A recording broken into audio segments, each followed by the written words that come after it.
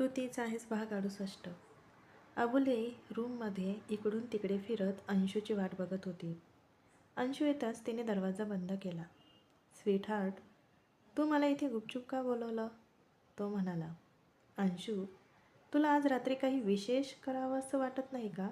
ती म्हणाली. तसा तो कन्फ्यूज झाला. विशेष असं म्हणजे? मला समजलं नाही. त्याला तिच्या बोलण्याचा अर्थ समजला नाही. आज तुझ्या दादा वहिनीची पहिली रात्र आहे. मग तुला त्यांची गंमत करावीशी वाटत नाही का? मी तर तुझ्या मॉम डॅडची झोप उडवली होती. तुला असं काही करावं वाटत नाही का? ती म्हणाली. तेव्हा कुठे त्याच्या डोक्यात प्रकाश पडला. काहीतरी हटके व्हायला हवं. पण काय? तो विचार करत म्हणाला. मी सांगते तसं करशील, पण चुकूनसुद्धा माझं नाव पुढे येता कामा नये. नाहीतर सगळे काय म्हणतील, आपल्याच मुलाच्या आणि सोनेच्या पहिल्या रात्रीची वाट लावणारी सासूबाई पहिल्यांदाच बघितली. हे बघ, काय करायचं असेल ते तू कर. मी फक्त तुला आयडिया सांगणार आहे. बाकी यात माझा काही हात नाही, ती स्वतःची बाजू सावरत म्हणाली. आणि हा वेडा अंशू, तो सुद्धा तिच्या हो मध्ये हो म्हणत होता. अबुलीने त्याला आयडिया दिली तसा तो कामाला लागला. आरव गौरवसोबत थोड्या वेळ बाहेर गेलेला होता. कीर्ती तिचं सामान आरवच्या रूममध्ये लावत होती. तिच्यासाठी त्याने जागा करून ठेवलेली होती. तिचं आवरून झाल्यावर अबोलीने तिला बोलवून नेलं. अबोलीने कीर्ती कुमुदिनीकडेच अडकवली. तिला परत रूममध्ये जाऊ दिलंच नाही. आरव गौरव घरी आले. रात्री जेवण झाल्यावर सुद्धा गौरवने आरवला थांबवलं. तो आरवसोबत इकडच्या तिकडच्या गप्पा मारत होता. आरवला समजत नव्हतं काकाला आज काय झालं आहे. पण आता तो इतकं मनापासून त्याच्यासोबत गप्पा मारत आहे म्हटल्यावर त्याला उठून कसं जावं ते कळेना. अबोली प्रिया कीर्तीसोबत गप्पा मारत होत्या. कीर्ती मधून मधून आळस देत होती, पण अबोली आणि प्रियाच्या काही गप्पा संपत नव्हत्या. अंशूने अबोलीला डन असा मेसेज केला तेव्हा अबोलीने आळस दिला. कीर्ती, तुला झोप आली नाही का? जा जाऊन झोपून घे. किती वेळ गप्पा मारत बसते, जा. अबोली म्हणाली तशी ती आ वासून तिच्याकडे बघायला लागली. कीर्ती केव्हाच रूममध्ये चालली होती. अबोलीनेच तिला जबरदस्ती बसवून ठेवलं होतं आणि आता म्हणते किती गप्पा मारते. अगं जा, बघत काय बसली? मला खूप झोप लागली आहे. गुड नाईट, प्रिया म्हणाली. त्या दोघी तिला गुड नाईट म्हणून त्यांच्या रूममध्ये गेल्या. कीर्ती उठली आणि रूममध्ये जायला लागली. तितक्यात गौरव आणि आरवसुद्धा आत आले. गौरव पण त्याला गुड नाईट म्हणून निघून गेला. आता आरवने कीर्तीकडे बघितलं तर तिने लाजून खाली मान घातली. तो गालात हसत तिच्याजवळ आला आणि तिचा हात पकडून तिला रूममध्ये घेऊन गेला. रूममध्ये आल्यावर त्याने दरवाजा बंद केला आणि तिला आपल्या मिठीत घेतलं. फायनली आपण आपल्या रूममध्ये आलो, तो म्हणाला तसं तिने त्याच्या छातीवर डोकं ठेवलं. किती वाट बघितली होती या दिवसाची. त्याने तिचा चेहरा वरती केला तशी दोघांची नजरानजर झाली. आरव थोडा खाली झुकला आणि तिच्या ओठांवर ओठ टेकवणारच. मुकाबला मुकाबला लेला ओहो लेला. दोघं एकमेकांपासून पटकन बाजूला झाले. मोबाईलमध्ये हे गाणं वाजत होतं. आरवने त्याचा मोबाईल बघितला पण नाही, दुसऱ्या मोबाईलवर गाणं वाजत होतं. त्याने कीर्तीकडे बघितलं. ती पटकन बेडजवळच्या टेबलजवळ गेली जिथे तिचा मोबाईल होता. तो पण बंद होता. ते लगेच तिसरा मोबाईल शोधायला लागले. अपना काफिला जब प्यार से चला, लोगों का दिल जला, यारों का दिल मिला, मोहब्बत का यही सिलसिला, ओले ओ. सापडला. एका ड्रॉवरमध्ये आरवला मोबाईल सापडला आणि त्याने ते गाणं बंद केलं. दोघांनी हुश केलं आणि एकमेकांकडे बघून हसले. हे नक्की अंशूचं काम आहे, तो गालात हसत म्हणाला आणि कडे जायला लागला. तिने लगेच लाजून खाली मान घातली. तीखे तीखे तेरी अखियाँ छू के बहकाती है, देख देखना यूँ मुझको होश होश ले जाती है, दीवाना दिल कहीं खो जाए ना, हमसे खता कोई हो जाए ना, don't touch me don't touch me don't touch me Sonia. कीर्तीने आरवकडे बघितलं.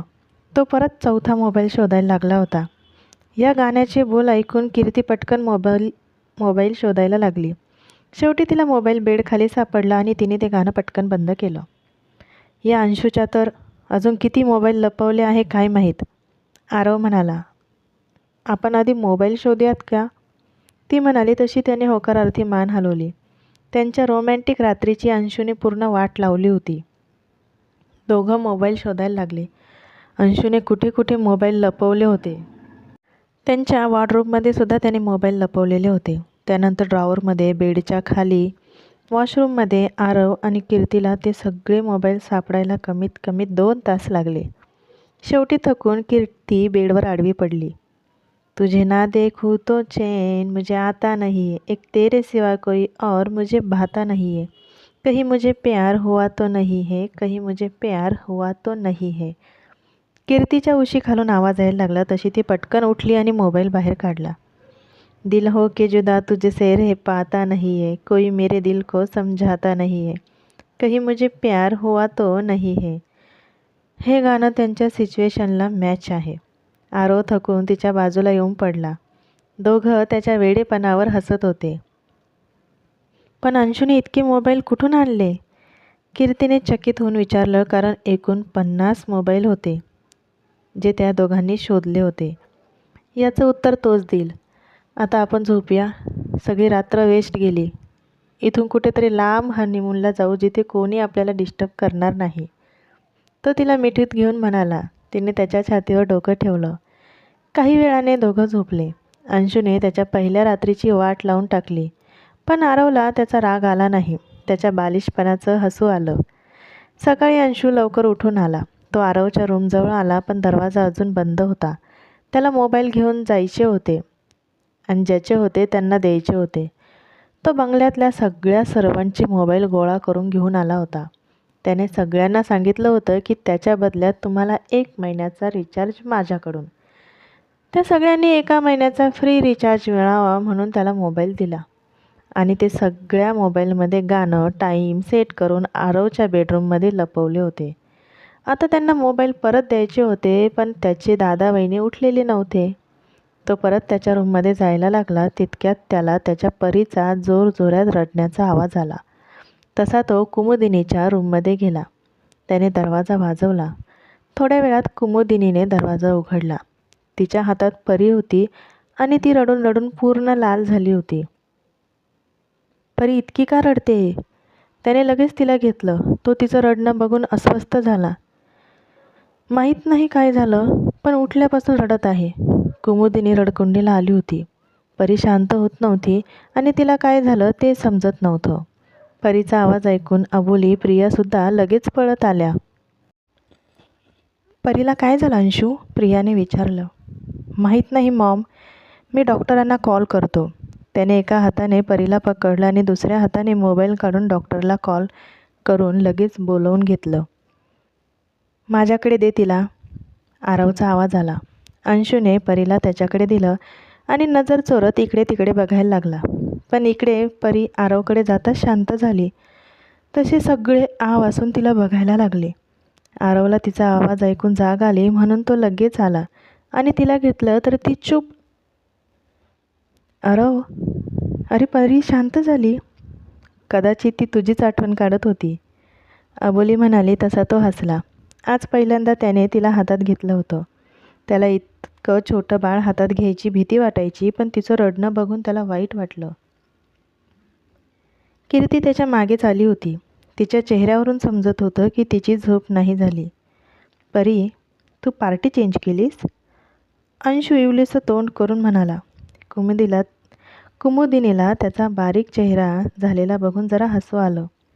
त्याचं परीवर खूप प्रेम होतं आणि आज तिने पार्टी चेंज केली. त्याचा चेहरा खरंच बघण्यासारखा झाला होता. परी टुकूर टुकूर आरवला बघत होती.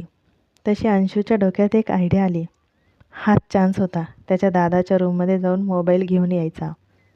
दादा, सकाळचं कोवळं ऊन लहान मुलांसाठी खूप चांगलं असतं. आता परी आमच्याकडे येत नाही आहे, तर तूच तिला बाहेर गार्डनमध्ये फिरवून आणतो का? ती केव्हाची रडते ना, तिची झोप पण झाली नाही आहे. थोडी बाहेर फिरून आली तर तिला झोप लागेल.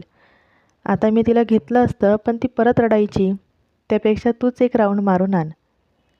अंशू म्हणाला. तसं आरवने त्याच्याकडे बघितलं आणि परत परीकडे बघितलं तर ती त्याच्याकडेच बघत होती. ठीक आहे, मी गार्डनमध्ये एक राऊंड मारून आणतो. कीर्ती, तू पण माझ्यासोबत चल, तो म्हणाला, कारण त्याला एवढं छोटं बाळ धरायची भीती वाटत होती. आरव आणि कीर्ती परीला घेऊन गेले. तिला शांत झालेलं बघून कुमुदिनीला बरं वाटलं. इकडे अंशू लगेच आरवच्या रूममध्ये पळत गेला. त्याच्या मागे अबोलीसुद्धा गेली आणि प्रियासुद्धा गेली. कुमुदिनीला काही कळलं नाही, तशी तीसुद्धा गेली. तर अंशुमन किती मोठे मोबाईल घेऊन बाहेर आला तशी ती चकित होऊन त्याला बघायला लागली. अंशू, हे सगळे मोबाईल ज्याचे आहे त्याला पटकन देऊन टाक, अबोली म्हणाली. तसा तो लगेच सर्वंटला मोबाईल द्यायला गेला. इतके मोबाईल पण का? कुमुदिनी तोंडावर हात ठेवून म्हणाली. कुमुदिनी, आरव परीला घेऊन गेला आहे, तोपर्यंत तू तुझी तयारी करून घे, जा. अबोलीने लगेच तिला कटवलं. तशी ती बिचारी निघून गेली. तिला सांगितलं असतं तर तिने कीर्तीला सांगितलं असतं, मग अबोलीचं नाव पुढे आलं असतं. आरव सर, द्या माझ्याकडे, मी घेते परीला. आरवकडे बघून कीर्ती म्हणाली, कारण तो जरा घाबरत होता. त्याच्या हातात तो कापसाचा गोळा पकडायला त्याला भीती वाटत होती. त्याने हळूच परीला कीर्तीकडे दिलं. तुम्ही परीला घ्यायला इतकं का घाबरता? लहान मुलांना पकडणं इतकं अवघड नसतं, ती हसत म्हणाली. अंशू खूप लहान होता तेव्हा मी हट्टाने त्याला उचलून घेतलं आणि तो अचानक माझ्या हातातून निसटून खाली पडला. तेव्हा मी जबरदस्त घाबरलो होतो, म्हणून आता पण मला लहान मुलांना घ्यायची भीती वाटते, त्याने सांगितलं. तेव्हा कुठे तिला त्याच्या घाबरण्याचं कारण समजलं. ते दोघं परीला घेऊन फिरत होते. तेवढ्यात गेटच्या वॉचमनला त्याचा मोबाईल परत देताना अंशूला त्यांनी बघितलं. आपली फर्स्ट नाईट खराब करण्यासाठी हा घरातल्या सगळ्या नोकरांचा मोबाईल घेऊन आला होता. आरवने तर तोंडावरच हात ठेवला. कीर्तीसुद्धा बघतच राहिली. आरवने कीर्तीकडे बघितलं तर ती हसत होती. तुला हसायला येणारच, मी इतक्या दिवसापासून वाट बघत आहे, त्याचं काही नाही. आणि हा अंशू, याला तर बघतोच, थांब. आरव तिला म्हणाला. तशी ती शांत झाली. तर अंशूकडे जायला लागला. तेवढ्यात परी जोरजोरात रडायला लागली. अचानक परीला काय झालं? आता तर शांत होती. कीर्ती म्हणाली तरी ती रडतच होती. मी घेतो, थांब. त्याने तिला आपल्याकडे घेतलं. तशी ती शांत झाली. मला असं वाटतं ही तिच्या डॅडाला वाचवत आहे, आरव म्हणाला. कीर्ती परीकडे बघायला लागली. सकाळी सकाळी रडायला लागली होती आणि आरवने घेतलं तर शांत झाली. तेवढ्या वेळात तर अंशू मोबाईल पण देऊन आला आणि आत्तासुद्धा आरव अंशूकडे चालला तर परत रडायला लागली. म्हणजे ही पूर्ण अंशूच्या बाजूनेच होती. एवढं ते लेकरू कधी रडायचं तेही माहीत आहे. कीर्ती परत आरवकडे बघून हसायला लागली. अंशू तिचा आवाज ऐकून त्यांच्याजवळ आला. अरे माझी परी राणी, झालं माझं काम, चल आता डॅडाकडे. त्याने तिला घेतलं तर ती गालात हसल्यासारखी वाटली. असंच डॅडाला सपोर्ट करत जा. जाता जाता तो तिच्या कानात म्हणाला आणि तिच्या गालावर ओठ टेकवले. तशी ती खुदूखुदू हसायला लागली. आजचा भाग इथेच संपत आहे. लवकरच भेटूया पुढच्या भागात. चॅनलला सबस्क्राईब करायला विसरू नका आणि व्हिडिओला लाईक करायला तर अजिबात विसरू नका.